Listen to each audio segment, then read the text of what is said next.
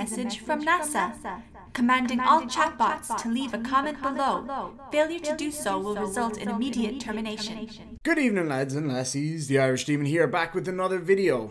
They say that some men are just destined for great things, and other men are destined to live in a garage with a trimless door. Speaking of that particular kind of person, we got Daniel Pratt over here. Now, Daniel Pratt rose to meteoric fame the other day when he was displayed on Eric DeBay's channel. He came up with this crazy idea about digging a big trench. They've set up a GoFundMe for it. I've put a link in the description down below in case you would like to go check out that GoFundMe and donate to it or whatever. So that's in the description down below. They want to dig a big trench. I don't know, because even if they prove themselves wrong, they'll still say it was NASA trickery or something like that. But you know me, I'm not into NASA. I don't push the whole NASA thing. So this time around, Daniel's got another experiment. And it is without a doubt one of the most confusing things I've ever heard a human being say in my life. So check this out and let's see if we can at least attempt to break down what he's trying to say. So lads and lassies, get out your Daniel Pratt bingo cards. Let's see what will be on. We actually should make a Daniel Pratt bingo card for real. Globe Shill, Globe Priest, Globe Cult, they'll all be on there. NASA, some really bad wordplay on people's names like Scam Dan or something, you guys know. What else will be on there?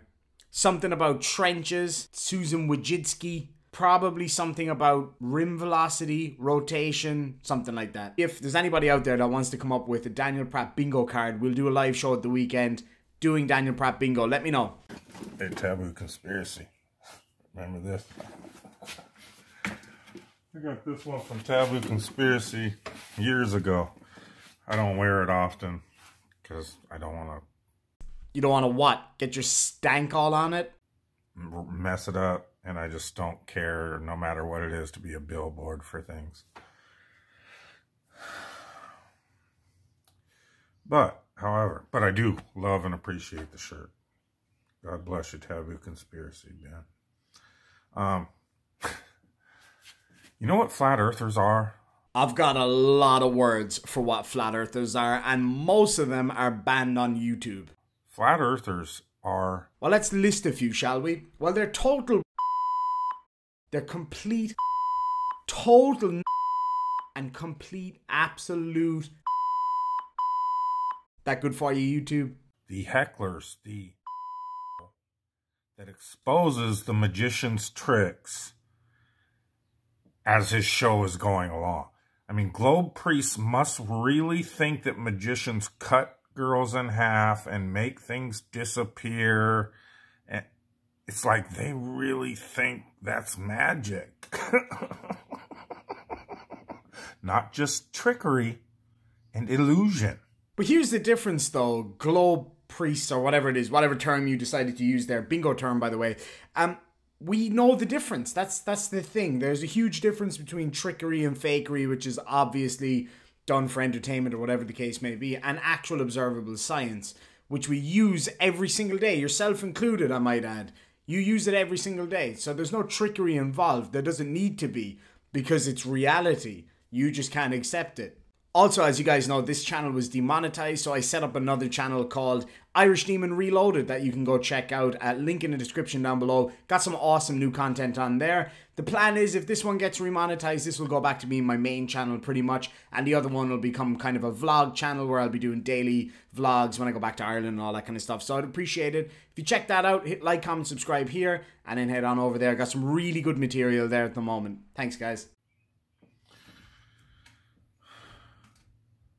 So this is why Globe proponents, Globe religion, priest, cultists.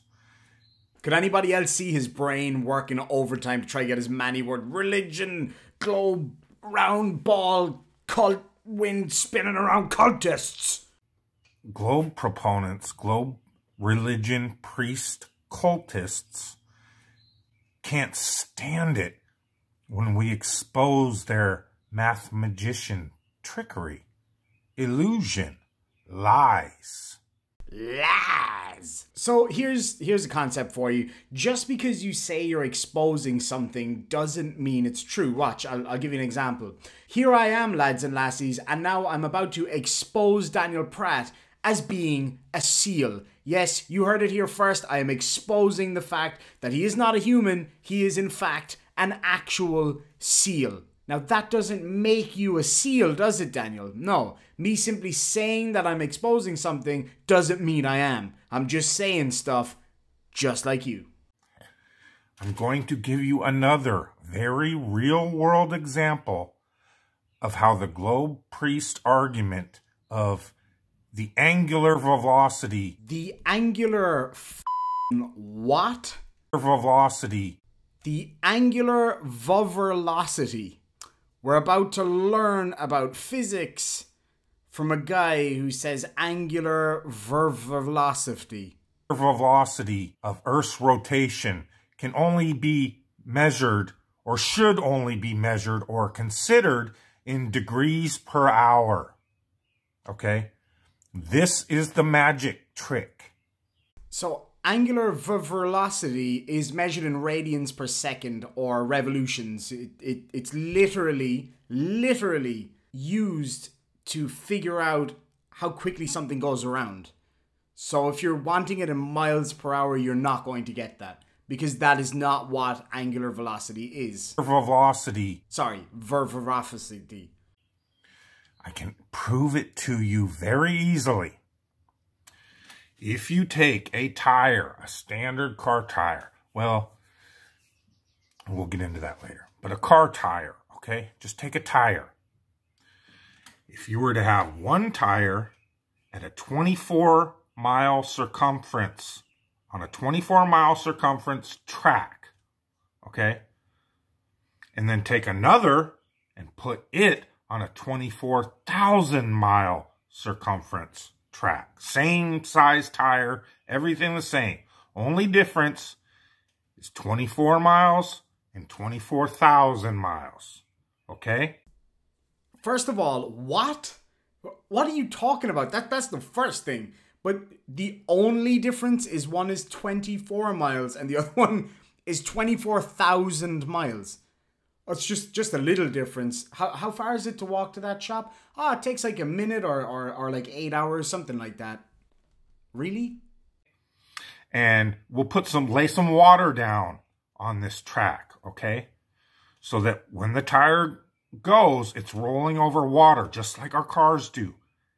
So what is 24 and 24,000 miles? Is the tire that big? Is the track that big? And if that is the case, why would it need a tire? It makes no sense. Draw it. Go get your crayons and draw it. All the time. And what happens when your tires roll over water? Well, they pick up the water and then they fling it off.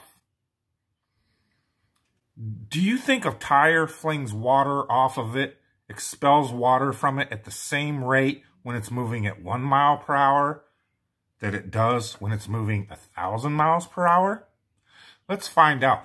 Because if simultaneously you start rotating those, right? Right.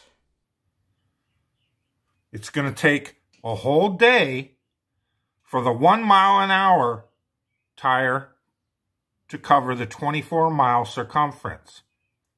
Likewise, it's going to take the whole day for the 1,000-mile per hour tire to cover the 24,000-mile circumference. However, they are both moving at 15 degrees per hour simultaneously. What? I think I get what he's talking about. I think what he means is you get a ball that's 1 mile in diameter, you get another ball that's 24,000 miles in diameter, and you drive a wheel around the outside of it. Is that what you're trying to say? What difference would that make? Because, oh my God, the point is that the planet is spinning at 1 rotation per day. It's got nothing to do with how quickly a tire moves over it. Your whole concept is flawed.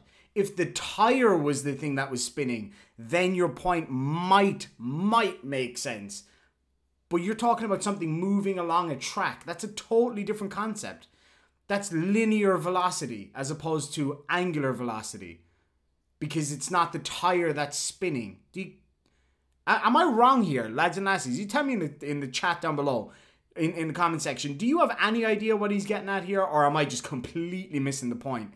Because if he was talking about the actual tire itself spinning and the actual tire being one size or a bigger size, then he'd absolutely be right. He's not making any sense. Yes, a tire going at 1 mile an hour versus a tire going at 1,000 miles an hour should travel the same amount of degrees. Yeah, absolutely. That makes sense, but it's got nothing to do with the tire itself spinning. Oh, man. Anyway, let's just hear what he's got to say. Let me know in the comment section, because this has stumped me. Like, this guy's, he's pretty but, you know, this is beyond anything that I could imagine. So just let me know. I might be totally wrong. So I ask you again, do you believe the math magician globe trickery illusion that the 1 mile per hour tire is going to expel water at the same rate, force, distance that the tire moving 1,000 miles per hour is going to, even though they are both moving at 15 degrees per hour? Don't you just love when somebody says something incredibly stupid, but they do it in such a pompous kind of like, haha, you didn't see that coming, did you? That's exactly what I saw coming. And what's going on with those eyes, man? Damn. It's like...